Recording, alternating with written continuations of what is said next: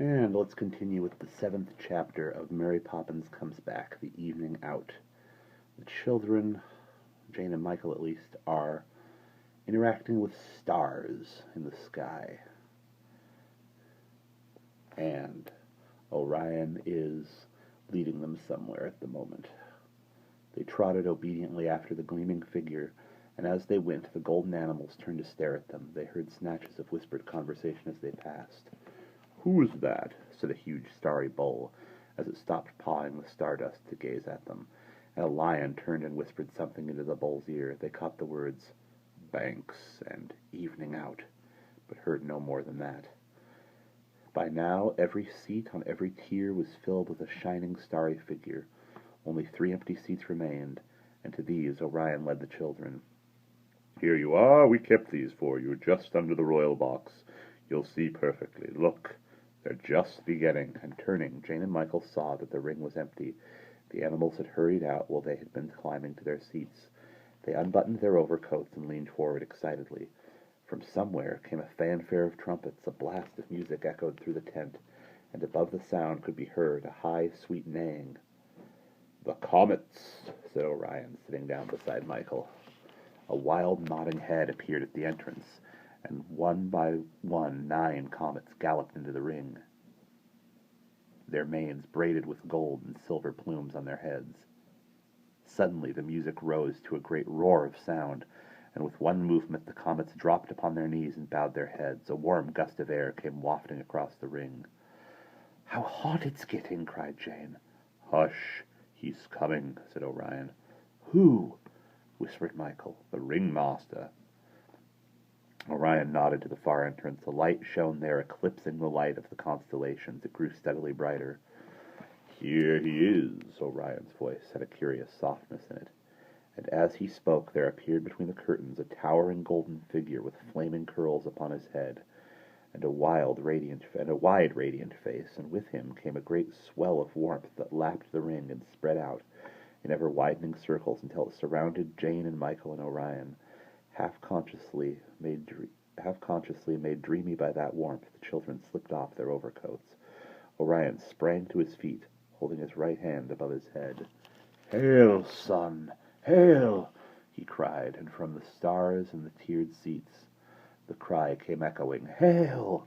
The sun glanced round the wide, dark-tented ring, and in answer to the greeting swung his long gold whip 3 times about his head. As the lash turned in the air there was a quick, sharp crack. At once the comets sprang up and cantered out, their braided tails swinging wildly, their plumed heads high and erect. "Here we are again! Here we are again!" cried a loud, hoarse voice, and bouncing into the ring came a comical figure with a silver-painted face, wide red mouth, and huge silvery frills about his neck.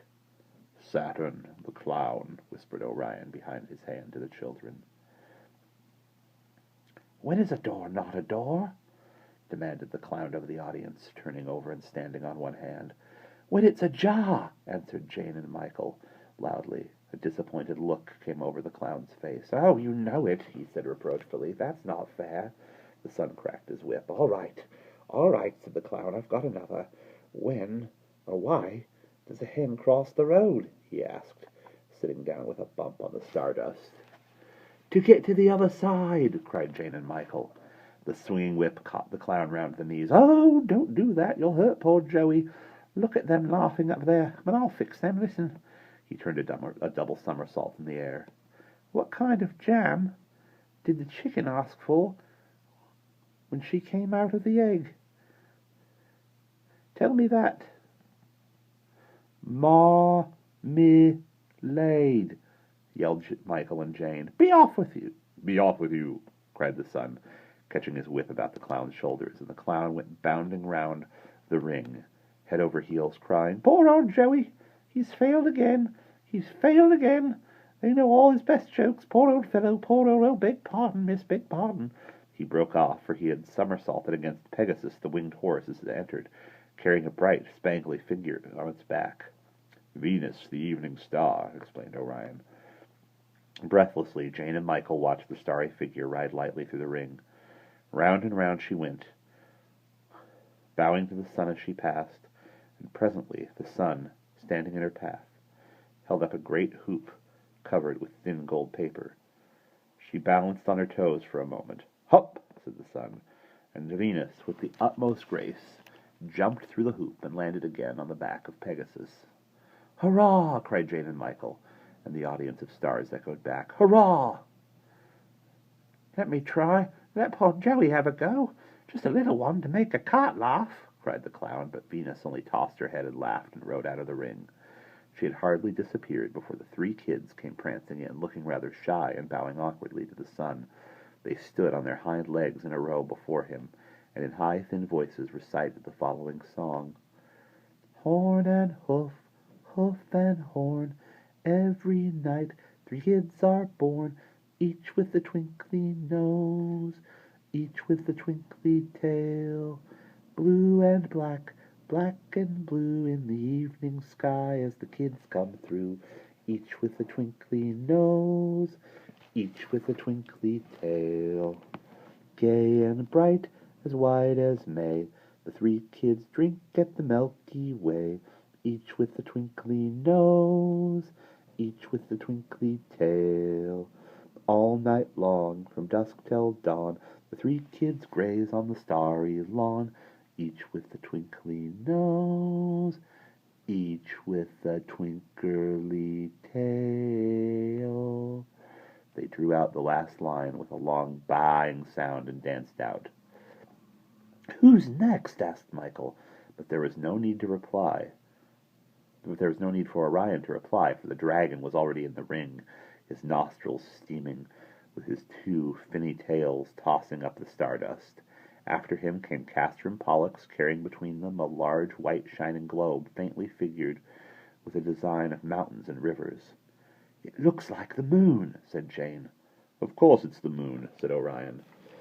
The dragon was now on his hind legs, and the twins were balancing the moon on his nose. It bobbed up and down uncertainly for a moment, then it settled, and the dragon began to waltz about the ring to the tune of the starry music. Round he went, very carefully and steadily, once, twice, 3 times. "That will do," said the sun, cracking his whip, and the dragon, with a sigh of relief, shook his head, and sent the moon flying across the ring. It landed with a bumpy thud right in Michael's lap. "Goodness gracious," he said, very startled. "What shall I do with this?" "Whatever you like," said Orion. "I thought you asked for it." And suddenly Michael remembered his conversation that evening with Mary Poppins. He had asked for the moon then, and now he had got it. And he didn't know what to do with it. How very awkward. But he had no time to worry about it, for the sun was cracking his whip again. Michael settled the moon on his knee, folded his arms around it, and turned back to the ring. "Where are 2 and 3? Or what are 2 and 3? The sun asked the dragon. The 2 tails lashed 5 times in the stardust. "And 6 and 4? The dragon thought for a minute. 1, 2, 3, 4, 5, 6, 7, 8, 9. The tails stopped. The tails stopped. "Wrong," said the sun. "Quite wrong. No supper for you tonight." At that, the dragon burst into tears and hurried from the ring, sobbing, "Alas, alack, boo-hoo-hoo!" He cried bitterly, "I wanted a maiden served in a stew, a succulent, seasoned, tasty girl, with star for her eye, and comet for curl, and I wouldn't have minded if there had been 2, for I'm awfully hungry. Boo-hoo, boo-hoo." "Why don't they give him even a small maiden?" said Michael, feeling rather sorry for the dragon. "Hush," said Orion, as a dazzling form sprang into the ring. When the cloud of stardust had cleared away, the children drew back, startled. It was the lion, and he was growling fiercely.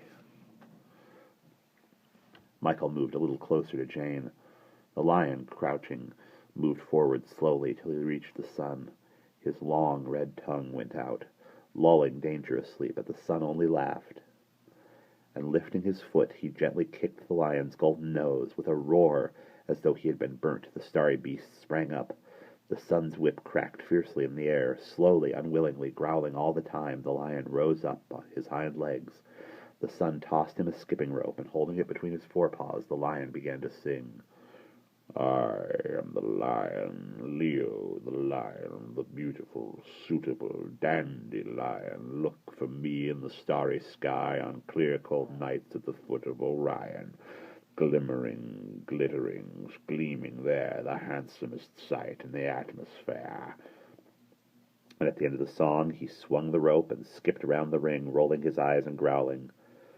"Hurry up, Leo, it's our turn," a rumbling voice sounded from behind the curtain. "Come on, you big cat," a shrill voice added. The lion dropped his skipping rope and with a roar sprang at the curtain, but the two creatures who entered next stepped carefully aside so that the lion missed them. "Great Bear and Little Bear," said Orion. Slowly the two bears lumbered in, holding paws and waltzing to slow music. Round the ring they went, looking very serious and solemn, and at the end of their dance they made a clumsy curtsy to the audience and remarked, We're the Gruffly and the Squeaky Bear. O constellations, has anyone here a honeycomb square that they can spare for the Squeaky Bear and the Gruffly Bear to add to the store in their dark blue lair?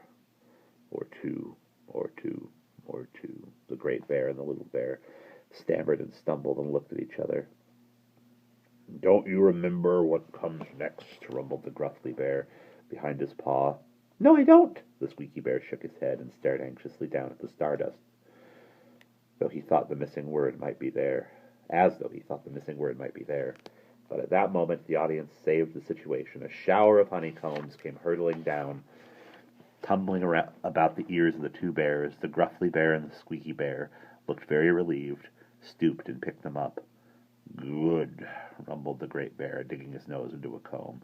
"Excellent," squeaked the Little Bear, trying another, and then, with their noses streaming with honey, they bowed solemnly to the sun and lumbered out. The sun waved his hand, and the music grew louder and rang triumphantly through the tent. "The signal for the big parade," said Orion, as Castor and Pollux came dancing in with all the constellations at their heels. The bears came back, waltzing clumsily together, and Leo the lion, still growling angrily, came sniffing at their heels. In swept a starry swan, singing a high, clear chant. "The swan song," said Orion. After the swan came the golden fish, leading the three kids by a silver string, and the dragon followed, still sobbing bitterly. A loud and terrible sound almost drowned the music. It was the bellowing of Taurus the bull as he leapt into the ring, trying to toss Saturn the clown from his back. After one another, the creatures came rushing in to take their places. The ring was a swaying golden mass of horns and hooves and manes and tails. "Is this the end?" Jane whispered. "Almost," replied Orion. "They're finishing early tonight. She has to be in by 10:30. "Who has?" asked both children together, but Orion did not hear. He was standing up in his seat, waving his arm. "Come along, be quick there, step along," he called, and in came Venus, riding her winged horse, followed by a starry serpent that put its tail carefully in its mouth and bowled along like a hoop. Last of all came the comets, prancing proudly through the curtains, swinging their braided tails. The music was louder now and wilder, and a golden snake rose from the stardust of the constellations, shouting, excuse me, singing, roaring, growling. And a golden smoke rose up from the stardust, as the constellations, shouting, singing, roaring, growling, formed themselves into a ring, and in the center, as though they dared not go too near his presence, they left a clear bare circle for the sun. There he stood, towering above them all, his whip folded in his arms. He nodded lightly to each animal as he passed him with a bent head, and then Jane and Michael saw that bright gaze lift from the ring and wander round the great audience of watching stars until it turned in the direction of the royal box. They felt themselves growing warmer as his rays fell upon them, and with a start of surprise they saw him raise his whip and nod his head toward them. And there we will pause.